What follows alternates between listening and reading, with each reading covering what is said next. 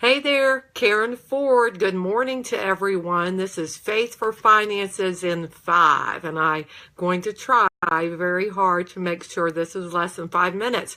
Welcome. I invite you to like, share, comment. This is a great time. 5 minutes every Thursday morning to talk about some money and some financial tips. Certainly, each week that we talk about money, it certainly is beneficial. But this does not replace personal coaching, and it does not replace a financial seminar either. 5 minutes, I can talk a lot in 5 minutes, but that does not replace the others.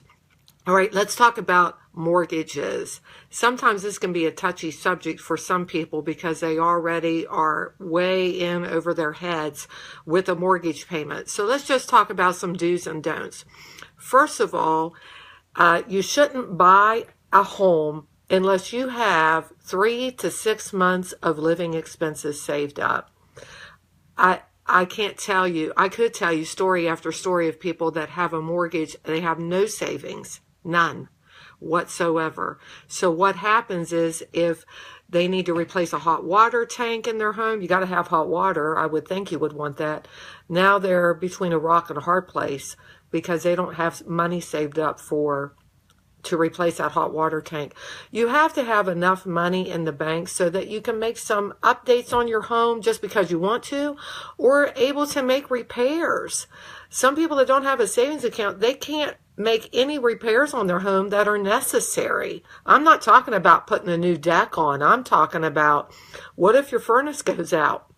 You don't want to buy a home 3 months later, you're in the month of January or February, and your furnace dies.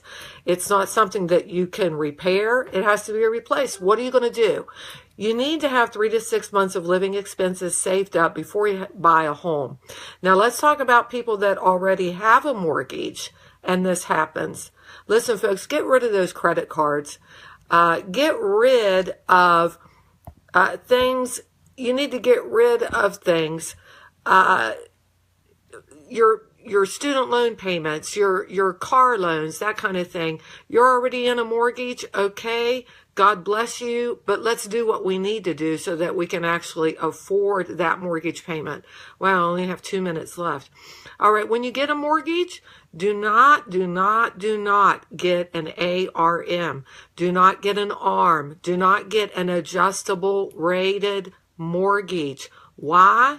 Because let's say it says it's an adjustable rate. That means the bank at periodic times can change the rate of your mortgage. You do not want to do that. You want a fixed rate, meaning whatever that rate is, it will be that rate for the term of the mortgage, which is either 15 years or 30 years, which brings me to my next point.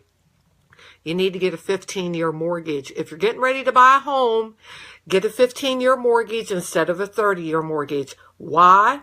Yes, a 15-year mortgage will be a larger monthly payment, but you will save thousands of dollars in interest by getting a 15-year fixed opposed to a 30-year fixed. Now, here's some arguments that I've heard.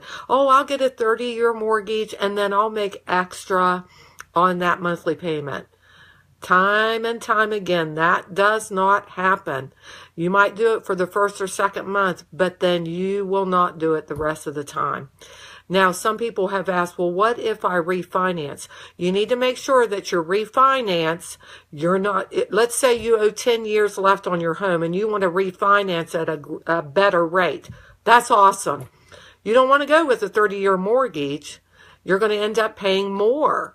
If you owe 15 years left on your mortgage, you don't want to refinance at a lesser interest rate for 30 years to make sure your payment's less.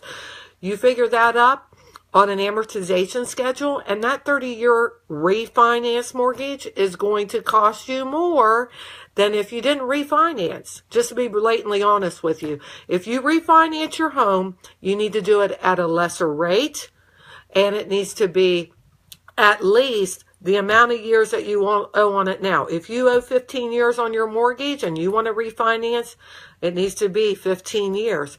Don't Don't go into a 30-year mortgage again just so you have a lesser monthly payment on your house. I have run out of time once again.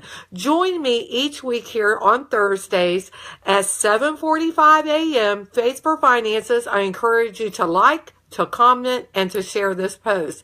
Thanks for being with me here this morning. Thanks.